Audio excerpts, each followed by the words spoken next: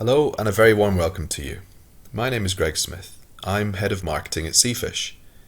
Today, we're going to find out more about the State of the Nation research that we've commissioned and how industry can use these findings to help grow sales and consumption. Here are some of the important areas that we're going to cover today.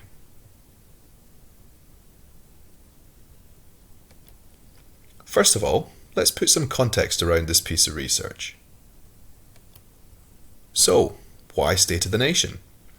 Well, we're the UK body that represents the seafood industry from sea to plate. Our vision is for an industry that is truly thriving, with a flourishing supply chain and growing product sales. A major part of our mission for 2018 through 2021 is to increase seafood consumption across the UK, helping consumers up their intake of fish and shellfish. Any increase consumers can make, even just a few more portions a year, is a step in the right direction. Key to this effort is gaining a clearer understanding of consumers' attitudes and behaviours regarding seafood. We have commissioned the State of the Nation research to gather current information about consumers and use these insights to help show where there might be opportunities for industry to increase consumption. Today, we're going to talk through some of the key data and findings from the research and look at how industry could adapt this info into responses to the current decline in consumption. Here's some background to the research we carried out. State of the Nation was a study commissioned by us here at Seafish, providing new research into consumer attitudes around seafood consumption. It was conducted by YouGov during April of 2018. The total sample size of this study was just over 2,000 UK adults. Figures were weighted and are representative of all UK adults aged 18 and over. The research produced robust qualitative and quantitative data that showed current UK consumption patterns of seafood, consumer perceptions towards fish, barriers to eating more seafood, awareness of different species, perceived health benefits of fish, approaches to diet overall, and potential means of encouraging higher fish consumption. Let's now move on to study some of the key themes in the research summary. Our research findings can be broadly categorised into 4 themes or areas. Number 1 covers consumer shopping, cooking and eating habits regarding seafood. This looked at specific areas, including general consumer attitudes towards seafood, barriers to eating fish and non-fish eaters, occurrence of eating fish both at home and outside the home, the role of fish and chips, cooking seafood at home, attitudes and shopping habits regarding sustainable seafood, and attitudes and shopping habits towards fresh, chilled, frozen and canned fish. Number 2 covered consumer approaches to diet overall, which included current alternative protein consumption habits compared to seafood, current diet trends, and overall attitudes and influences towards food and cooking. The third area looked at a means of encouraging higher fish consumption. This specifically looked at quantified consumer responses to possible incentives and where consumers would like to see more seafood options available. And the final area looked at awareness and perception of the health benefits of fish, covering awareness of the UK government recommendation regarding seafood consumption, awareness of oily fish and omega-3, and perceived health benefits and portion size. So, how can this research help industry? Well, the seafood industry covers everything and everyone from sea to plate. The State of the Nation study gives valuable insight into the mind of the person at the end of the journey, the consumer. We'll now take a look at how some of these findings can help industry to develop opportunities and take action to drive increased sales and consumptions. Let's take a look at the key findings of the study in a bit more detail. To begin, our research looked at general consumer attitudes towards seafood. We found that 1/3 eat fish twice a week or more, leaving 2/3 of consumers who do not follow the government health guidelines to eat 2 portions of fish a week. However, the good news is that over half, 55% of consumers, would like to eat more. Taste, followed by health, dominate as the main reasons for eating fish. People know fish is good for them, and it's one reason they buy it, but the taste is important too. It's good to eat. The 55 plus age group are the most likely demographic to eat fish twice a week.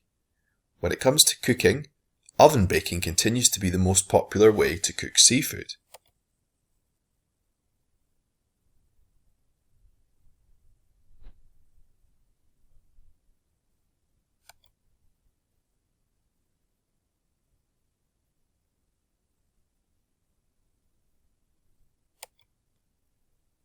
But what does that mean for industry? Well, these are some of our recommendations. Focusing on the 55% of the adult population who would like to eat more fish. These consumers represent a huge opportunity for retailers, processors, and food service. People want to buy and eat more, so how can we make it easier and more appealing for them? Perhaps using campaigns, promotions, and consumer content focused on the taste, flavour, and health benefits of fish. We could look at developing recipe content, images, and marketing material that really taps into the consumer's love of seafood and those delicious flavours and tastes that are important as reasons for eating fish. Backing this up with the health benefits and developing content campaigns and products that tap into the importance of health when buying fish feel like a great idea. It's probably no surprise that the 55 plus age group are the group most likely to eat seafood twice a week. Kitchen skills and experience, more time and money, and awareness of their health and well-being are all likely reasons why they eat fish more often. To help future-proof industry and ensure future demand, we need to look at how to appeal to other age groups and demographics in more detail, understanding their behaviours and wants, and apply that to product offerings that appeal. Promoting species or cuts that are suitable for oven baking with accompanying recipes is one way of doing this. Also, encouraging these demographics to try new cuisines and flavours and combine these with aspirational photography, recipe cards, and online content could be another way. In the current climate of increased environmental awareness, concerns about plastics, and ocean pollution, we need to think more about sustainability. It's on the consumer's radar. 70% of seafood consumers think sustainability is important, but that doesn't mean that they necessarily buy into it all the time. Over a third, 38%, feel it is the retailer's responsibility to source sustainable seafood. They expect retailers to have done the hard work for them and to be acting responsibly and accordingly on this. They're not always going to do the research, check the labels for fishing methods, etc. They want what you sell to be good for the planet. However, only 36% of consumers are actively buying sustainable seafood, i.e., all or some of the seafood is from sustainable sources. We need to ask ourselves how we can increase this number for the future. Perhaps surprisingly, the 18 to 24-year-old age group were the least concerned about sustainability. Only 53%, just over half, said it was important, compared to 77% of the over 55s. However, this perhaps reflects a concern to protect the environment for future generations, with the over 55 group more likely to have children and grandchildren when compared to the other age groups. We can see here that a total of 71% of consumers think sustainability is very or fairly important when it comes to seafood.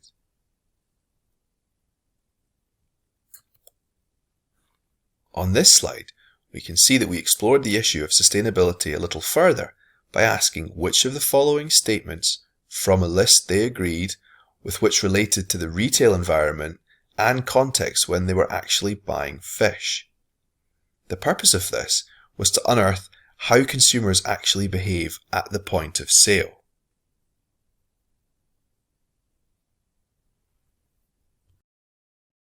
So, how can we use this sustainability insight as a collective industry? Well, we could look at investment in sourcing more sustainable seafood, using schemes such as MSC, ASC, Organic Certification, RSPCA Freedom Food Label, and the Marine Conservation Society Good Fish Guide, as well as using Seafish sustainability resources. Consumers want retail and industry to have done this to make it easier for them to do the right thing. They want to see an MSC mark on a pack of fish fingers or a tin of mackerel, as well as chilled fillets. Reinforcing and actively promoting a commitment to sustainable sourcing by sharing the sea to plate story of sustainable seafood with consumers could also work well. Using content marketing that really gets behind the journey of seafood, featuring the people that are passionate about protecting the sea, fishing better, and leaving a healthy supply for future generations is really important. Enticing consumers to buy more sustainable seafood, using recipes, dishes, meal deals and offers that feature sustainably labelled fish to make it even easier for consumers to buy more sustainable seafood. This doesn't need to be limited to fresh fish either. Using frozen and tin products that are easy to access and cheaper for consumers could work really well too. We've started to look at overall consumer attitudes towards seafood, the bigger picture, but what about actual shopping habits when it comes to fish and seafood? Our State of the Nation research looked at what consumers thought about fresh and chilled, frozen and canned or tinned fish. We asked consumers to consider various attributes of frozen, chilled and canned fish and tell us what was the most important to them when it came to buying fish in these formats. For fresh or chilled fish, freshness was of utmost importance, with 96% of consumers saying it was important to them. We looked at planned versus impulse buying too when it came to fish. Most fresh fish is a planned buy, with a total of 62% saying they will only ever buy when they plan to, or mostly buy when they plan to. However, a total of 33% are open to the impulse buying of fish, demonstrating retail point-of-sale opportunities to entice consumers in-store via offers, recipes and ideas. Frozen continues to be seen as good value for money, with 84% of respondents responding positively to this. Canned fish, when asked to consider the importance of quality, portion size and convenience, all had similar importance to the consumer. There was not one attribute that really stood out. Let's now think about what consumers are telling us about the different types of fish they buy. Looking at chilled fish, freshness is really important. Retailers should try and invest in innovative ways of sourcing, processing, transportation and packaging to keep fish fresh, and tell consumers about it across their marketing. There's also an opportunity here to promote fresh fish as an impulse buy. We know a third of consumers are open to impulse purchasing beyond their shopping list. Market chilled fish as something new to try, whether it's new species, offers, part of meal deals, etc., strategically placed in store to appeal to shoppers, to entice and engage.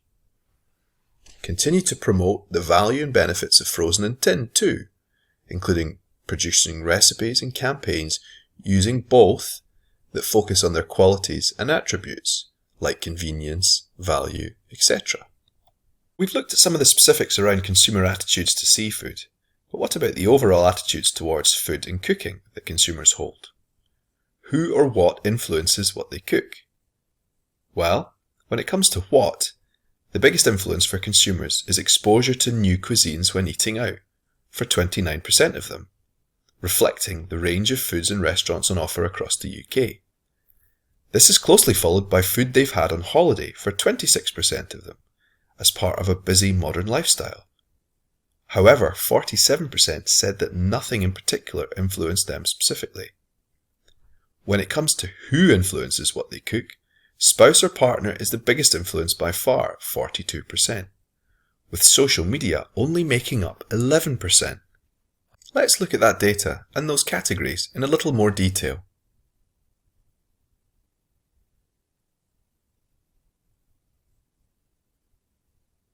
That's what consumers are doing in the kitchen, but what can we learn and apply from this when it comes to seafood? Industry could develop seafood products and promotions that reflect new and international cuisines, in line with the food trends. Keeping an eye on upcoming food and holiday trends too to see what consumers are going to be interested in next. We know that people want to cook from scratch, cook using some pre-prepared ingredients, and sometimes just eat a ready meal. So perhaps promoting recipe deals that feature both seafood as raw and pre-prepared ingredients would appeal to both the more ambitious and time-poor cooks. Ready-to-cook meal ranges could also be extended to include more seafood. After all, people still sometimes just want to put an easy meal in the oven. For food service, consideration for developing seafood dishes featuring different cuisines on menus could also work. Again, looking to those trends on the high street and for holidays to get an idea of what people want to see. We know that the landscape is changing regarding protein, and especially red meat consumption. With demand for meat and dairy-free rising, reduced meat and plant-based foods on the increase, where does seafood sit, and how can we capitalise on changing consumer behaviours? Our research looked at consumer habits towards a wide range of protein sources, from beef to tofu, including seafood. Overall, we've seen a net increase in seafood consumption by 12% in the last year. In contrast, red meat consumption has fallen, with beef down by 23%, lamb down by 23%, and pork down by 22%, all down on the previous year. Chicken, eggs, nuts and seeds, and vegetarian foods have all increased, up by 11%. Reasons for these changes include health, cost, general reduction of red meat in diets, and taste. For those eating more seafood, health and taste were the main reasons, with health at 39% and taste at 25%. For those eating less seafood, price was the main reason, at 18%, perhaps unsurprisingly in times of economic uncertainty. So we've seen that red meat consumption is down, and vegetarian options are on the rise. However, fish has also seen an increase in consumption. How can we as an industry capitalise on that in this current environment? Firstly, we could look to promote fish as a healthy and tasty protein option, an alternative to red meat, with its own unique benefits. We could look at how existing recipes and marketing content can be reused or adapted to feature seafood as an alternative protein and highlight the benefits. We also know that price is a concern for consumers, so we could consider special offers and deals to keep them purchasing seafood. What about consumers' awareness of the health benefits of fish? Well, our research tells us that people know that fish is good for them, but does that translate into their behaviour at the checkout or restaurant? Only 32% are aware of the UK public health recommendation to eat 2 portions of fish a week, one of which should be oily, as part of a balanced diet. So that leaves over 2/3 who are not aware that the government recommendation is there when it comes to fish and healthy living. Consumers are aware of the health benefits, like good for the heart and brain, but over 70% said that being told the specific benefits, spelling them out, would encourage them to eat more. When it came to omega-3, consumers knew about oil-rich species and oily fish being a good source of omega-3. This was less so for whitefish. However, 22% said that when they had seen whitefish labelled as a source of omega-3, they had been encouraged to purchase. How can we use this insight to help increase consumption? Well, we know that consumers would be encouraged to eat more if they were told of the specific benefits. Industry could work with nutritionists and experts to develop new products, consumer content, and promotions that highlight the health benefits of seafood.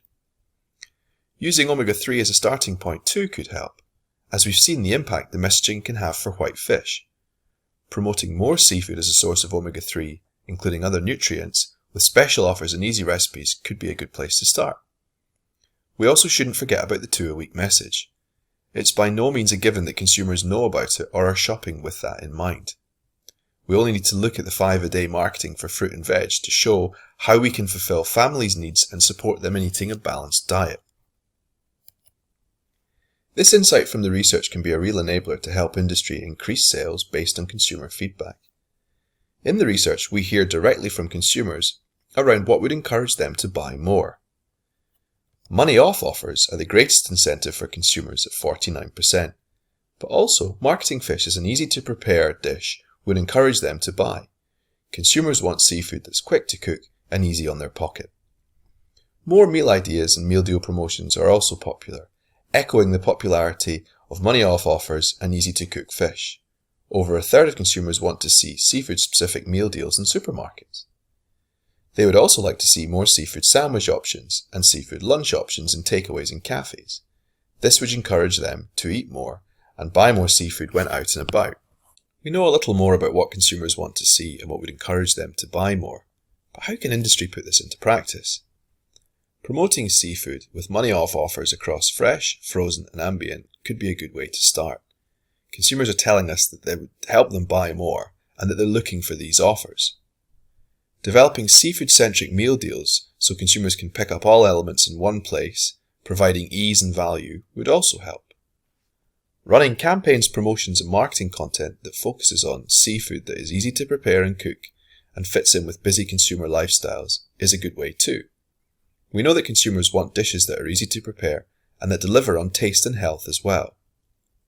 Developing meal ideas with accompanying recipe content and offers to inspire consumers to try will help consider new cuisines and trends in line with previous consumer feedback about what influences them in the kitchen and will help them buy. Okay, so we've covered some of the key messages from the research and the findings we think will have most value to industry. However, our State of the Nation activity also looks at other areas of consumer attitudes and behaviours in some detail. These include the popularity of fish and chips, further insights on frozen seafood, current diet trends, shopping for seafood online, and portion size versus price. The full report runs to over 120 pages, so we haven't got time to share all of these findings in more depth here today. However, you can find the full report online and available to download at the Seafish website. Do get in touch with the Seafish team if you have any more questions about these findings in the research, and we'd be happy to help discuss them further. Here's a summary of some of the key facts and figures that have come out of this research.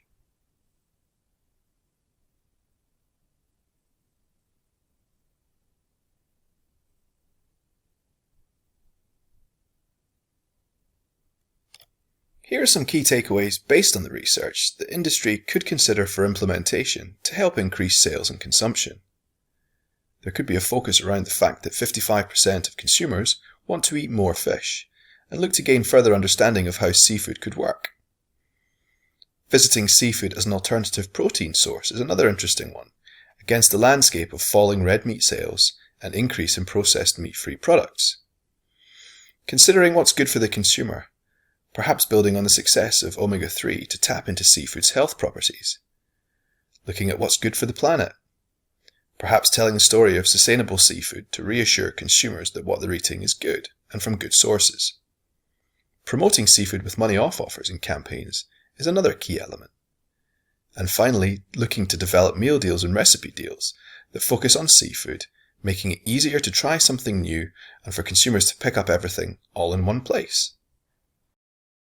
Just a quick reminder that we've also got lots more resources you can access to find out a little more about State of the Nation research via the page on the Seafish website. We've also created a summary document that covers some of the key findings we've talked about today, plus access to the full research report. We'll also share links via email and through our social media platforms. A further reminder that some of our Seafish consumer campaigns are also available online. Fish is the Dish is our current consumer brand and website, which houses all of our marketing campaign activities and content. You can access this via www.fishisthedish.co.uk. In summer 2020, we'll be launching our exciting new consumer brand and platform called Love Seafood. State of the Nation was a pivotal part of our research during development of our evolving marketing strategy. Our goal here is to get more people eating more seafood more often by influencing consumer hearts and minds. We're currently working alongside industry and our creative partners to produce new content, events, activities, and plan our advertising for the future. So keep watching this space for next steps and news about how you can get involved. You can also get more from Seafish by signing up for our newsletter, getting in touch with our specialist market insight and comms and marketing teams to see how they can assist, and through our regional teams who help industry across the UK. Visit the Seafish website for more details. That's all from me today. Thank you very much for watching.